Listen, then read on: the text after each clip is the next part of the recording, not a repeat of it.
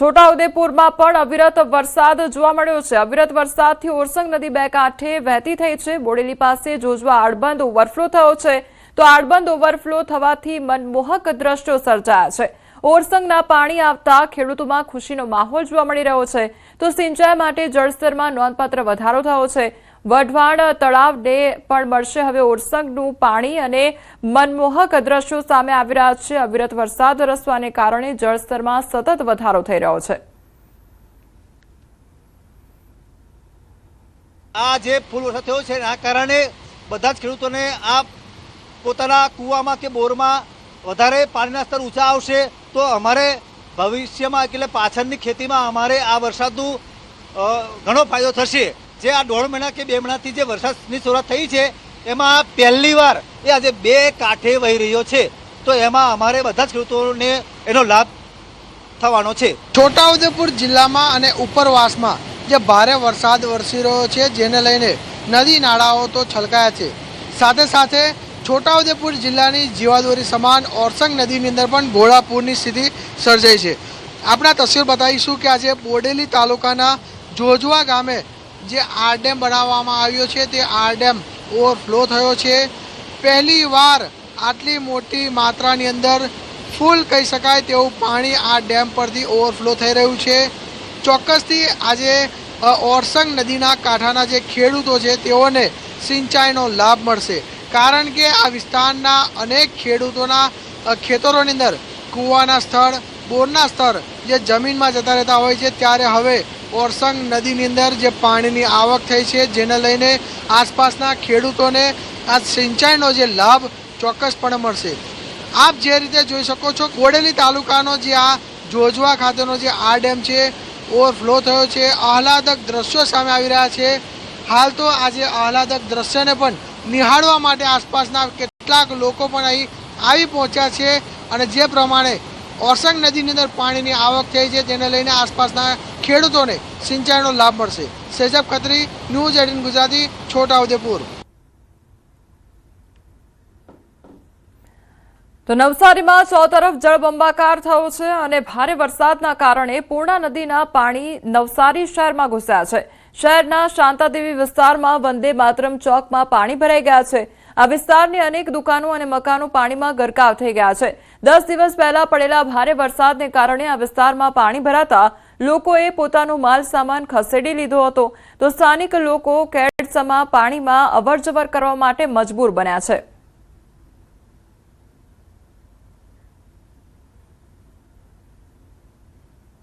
પૂર્ણા નદીમાંથી જે પાણી છૂટ્યા છે તે નવસારીમાં ફરી એકવાર જળબંબાકારની સ્થિતિ છે।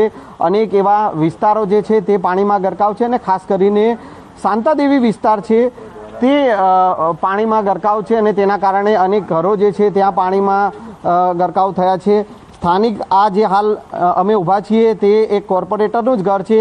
આપણી સાથે પણ એક કોર્પોરેટર છે, જેઓ સ્થાનિક અહીંના કોર્પોરેટર છે મહેશભાઈ, અને તેઓ અહીંયા સતત રાઉન્ડ લઈ રહ્યા છે। તેઓએ પણ જણાવી રહ્યા છે કે આ 10 દિવસમાં બીજી વાર પાણી આવ્યું છે, જેના કારણે લોકોને સાવચેત કરવામાં આવ્યા હતા, અને તેને કારણે લોકોને અહીંયાથી સલામત સ્થળે ખસેડવામાં આવ્યા છે। મહેશભાઈ છે, પહેલાં આપણે તેમની પાસેથી જાણીશું। મહેશભાઈ, કઈ રીતની સ્થિતિ 10 દિવસમાં બીજી વાર આવી?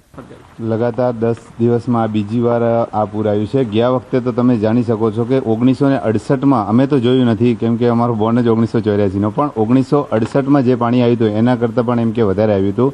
છેલ્લે હું આ 30 વર્ષથી આ શાંતાદેવી રહું છું, મેં ક્યારેય એવું પાણી નહોતું જોયું। ગઈ વખતે પાણી આવ્યું હતું, ગયા વખતે અમારા વિસ્તારમાં લોકોનું બહુ જ ભારે નુકસાન થયું હતું। આ વખતે તંત્ર દ્વારા અને અમારી આખી ચૂંટાયેલા ટીમ દ્વારા એટલી બધી પહેલેથી રજૂઆતો કરી હતી ને તંત્ર એટલું એક્ટિવ થઈ ગયું હતું કે 2 દિવસથી જ આપણે લગભગ આખા વિસ્તારમાં જ્યાં જ્યાં પાણી જતા હતા, જેના ઘરમાં, બધાને જ આપણે સ્થળાંતર પર ખસેડી લીધા હતા, અને અત્યારે આ વખતે કોઈ અનહોની નથી બની। 10 દિવસ પહેલાં જે સ્થિતિ હતી, તમારા ઘરમાં પણ પાણી આવ્યા હતા, અને કઈ રીતે ત્યારે સિચ્યુએશન હતી? અત્યારે પણ વરસાદ જે છે પાણી ભરાયા છે, કેવી સ્થિતિ છે? ત્યારે તો અમારે 4 ફૂટ જેટલું પાણી આવી ગયું હતું। 4 થી 5 ફૂટ પૂરું ભરાયેલું હતું ઘર આખું। અને આ વખતે તો એવું છે કે સ્થળાંતર કરી દીધું છે, બધા એલર્ટ છે, વધારે કંઈ નુકસાની છે નહીં। પણ આના પહેલાં જ્યારે આવ્યું ત્યારે બહુ જ નુકસાની હતી બધાને, પણ અમારે બધું સ્થળાંતર આ વખતે થઈ ગયું છે। બધા સેફ છે, સેફ જગ્યાએ છે, અને તંત્ર બહુ જ એલર્ટ છે, આખી ટીમ પણ એકદમ જ એલર્ટ છે। એટલે કોઈનું આ વખતે જાનહાનિ કે કંઈ નથી. ઓકે, તમારો માલ સામાન જે ગયા વખતે પાણીમાં જે ભરાયા હતા, તો આ વખતે તમે શિફ્ટ કર્યો, કઈ રીતે શિફ્ટ? હા, અમે દર વખતે જે રીતના શિફ્ટિંગ કરીએ છીએ એ રીતના બધું શિફ્ટ કરેલું છે. હાલ જે રીતની સ્થિતિ છે કે શાંતાદેવી વિસ્તારમાં અનેક એવી દુકાનો છે કે રહેણાંક મકાનો છે તે પાણીમાં ગરકાવ જોવા મળી રહ્યા છે. કેમેરામેન નિલેશ સોસા સાથે સંજય ટાંક, ન્યૂઝ 18 ગુજરાતી, નવસારી. અરવલ્લીના મોડાસામાં છેલ્લા 1 કલાકથી ધોધમાર વરસાદ વરસી રહ્યો છે. 1 કલાકમાં 2 ઇંચથી વધુ વરસાદ ખાબકતા નીચાણવાળા વિસ્તારોમાં પાણી ભરાઈ ગયા છે. તો મોડાસા 4 રસ્તા, મેઘરજ રોડ સહિતના વિસ્તારોમાં વરસાદી પાણી ભરાતા વાહન ચાલકોને ભારે હાલાકીનો સામનો કરવો પડી રહ્યો છે.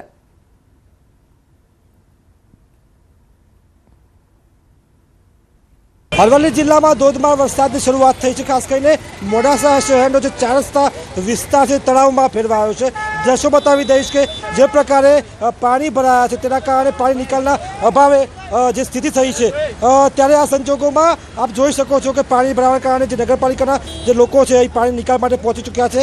ખાસ કરીને રોજનું કમાઈને રોજ જીવતા જે શ્રમિકો છે તેમના માટે મોટી મુશ્કેલ છે. જે લારી ગલ્લા ચલાવી રહ્યા છે તેમને બંધ કરી, ધંધો બંધ કરીને ઘરે જવું પડે છે. જે સ્થાનિક લોકો છે જેઓ પોતાના જે વાહનો લઈને જઈ રહ્યા છે તેમાં મુશ્કેલી આવી રહી છે. એટલે કે જે પ્રકારે આપ જોઈ શકો છો કે આ તરફ પણ પાણી ભરાયા છે, એટલે કે સમગ્ર જે વિસ્તાર છે જાણે કે તળાવ ભરાયું હોય શહેરના મધ્યમાં એ પ્રકારનો માહોલ છે. અને વરસાદ લગભગ 1 કલાકની અંદર 2 થી 2.5 ઇંચ જેટલો વરસાદ માત્ર આ વિસ્તારમાં વરસી ચૂક્યો છે. અને આ સંજોગોમાં જે ધોધમાર વરસાદના કારણે ઠેર ઠેર પાણી ભરાયા છે. હાર્દિક પટેલ, ન્યૂઝ 18 ગુજરાતી, અરવલ્લી. સાબરકાંઠામાં પાર્ક કરેલી કાર પાણીમાં તણાઈ ગઈ. તો ઈડરના ડેબોલ વિસ્તારમાં પાર્ક કરેલ કાર પાણીમાં તણાઈ ગઈ. ઈડર વિસ્તારમાં ભારે વરસાદને લઈ નદી જેવો માહોલ સર્જાઈ ગયો છે. તો પાર્ક કરેલ જે કાર હતી તે તણાતા સદનસીબે કોઈ જાનહાનિ સર્જાઈ નથી. ડુંગર પરથી આવતા ભારે પાણીના પ્રવાહમાં કાર તણાઈ. તો કાર તણાતી હોવાના વિડીયો પણ વાયરલ થઈ રહ્યા છે. પાણીનો પ્રવાહ ઓછો થાય ત્યાં સુધી કારનું રેસ્ક્યુ કરવું પણ અસંભવ જોવા મળી રહ્યું છે.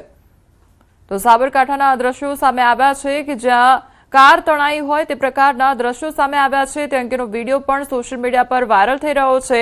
તો જે કાર છે તેને રોકવું તેમજ રેસ્ક્યુ કરવું પણ અસંભવ બન્યું છે. સંવાદદાતા ઈશાન અમારી સાથે જોડાઈ ગયા છે. ઈશાન, સાબરકાંઠામાં હાલ કયા પ્રકારની પરિસ્થિતિ છે? કારણ કે કાર તણાઈ હોય તે પ્રકારનો વિડીયો પણ સામે આવ્યો છે. સત્ય ચોક્કસ કે સાબરકાંઠા જિલ્લામાં સવારના વિરામ બાદ બપોર બાદ અચાનક વરસાદી માહોલ જોવા મળ્યો હતો. ઈડરમાં 2 ઇંચ કરતાં પણ વધુ વરસાદ ખાબક્યો હતો, જેના કારણે જે ડેબોલ નદીના આસપાસનો વિસ્તાર છે કે જ્યાં વરસાદી પાણી અને ડુંગર ઉપરથી જે પાણી આવતું હતું, તો તેના કારણે ગામમાં નદી જેવો માહોલ જોવા મળ્યો હતો. જે પાર્ક કરેલી કાર પણ જે પાણીના ધસમસતા પ્રવાહમાં તણાઈ હતી.